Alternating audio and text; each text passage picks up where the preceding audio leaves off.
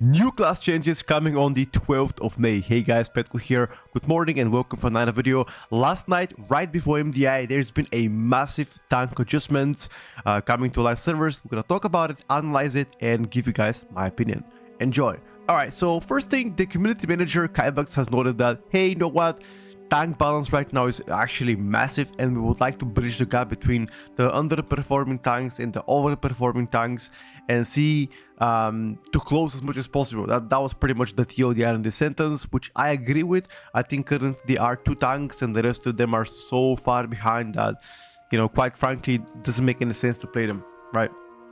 So let's see what they did. Blood Death Knight. We're looking at smoothing out the damage intake on Blood outside of their cooldown windows by increasing the consistency and uptime of their apex talents. Okay, so I play Blood DK myself. If you guys didn't know, I started a challenge with the Blood DK, and I can tell you right now, it just feels like out of my weapon and out of my what do you call this, blood drop talent. I forgot about it. I think blood tap. No, blood tap, something else. I feel so squishy. Sometimes in the first 5 seconds of the fight, I'm just dying, you know, if I have nothing. So I guess this makes sense. Dancing good on weapon now has more parry chance. You're gonna get more stamina from blood fortification. You're gonna get more healing from improved death strike, by the way. That is huge. I think that's huge. Dance of Might grants dancing good on weapons for 8 seconds. Here's the problem though. I have a problem with this. So whenever I press my weapon by dancing good on weapon and this shit procs, I don't know if does it extend it, because I haven't noticed that. What I noticed is if this procs, if my apex talents procs and I press dancing good on weapon, my ability override the proc, which is pretty bad.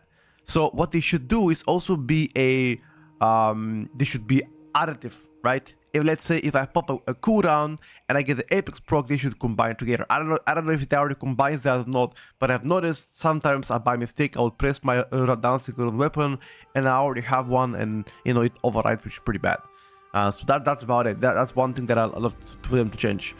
And also the proc chance has increased by 2.5%. That's good. You're gonna get more consistency overall on Blood Decay and generally definitely tankier. That's about it. Vengeance DH. Okay.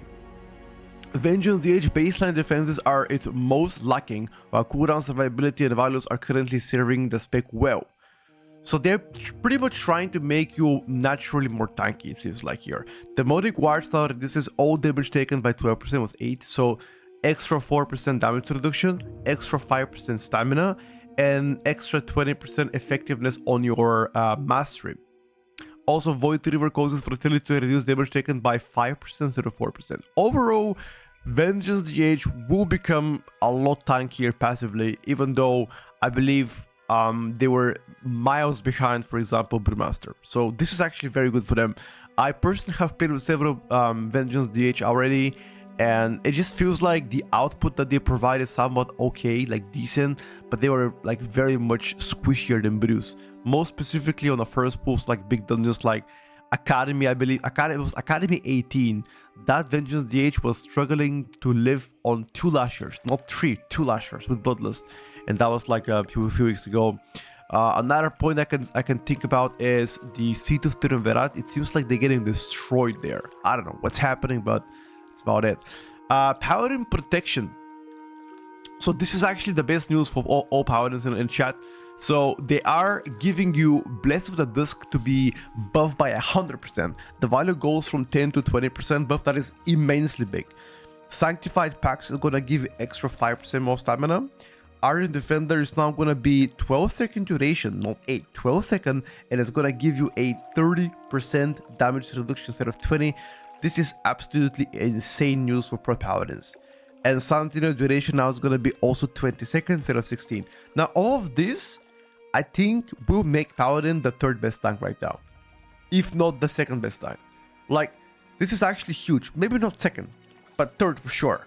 Because like, not only you have the utility to be the best tank, you have the damage to be a really good tank. You just did not have survivability, and these buffs are quite significant. And I would not be surprised if Paladin becomes the, you know, 2nd go-to choice now. Or 3rd, I don't know, probably 3rd, if I gotta be honest with you. We have here also Protection Warrior. Protection Warrior ignore pain effectiveness got increased by 8%. Phalanx reduces damage enemies deal to you by 8%, was 5 before, so extra 3% DR. And Fight Through Flames reduces magical damage taken by 6%, was 4. So Protection Warrior got the least buffs compared to other specs, but still 8% more value on Ignore Pain and a bit of DR coming from Phalanx and Fight Through Flames. I would take that. I'll take that. It is something. It is something. As you can see, it is behind on magical attacks and damage overtime effects. Now, let's talk about the elephant in the room. I know you guys been seeing for the past couple of days. Guardian Druid has been played among the top comps consistently. Every single high-rated tank is now gearing Guardian Druid. What has happened to Guardian? So, Guardian did receive a pretty hefty amount of buffs last week, and those buffs on Trash made them do more consistency in terms of damage, but also because of this, it improved the durability.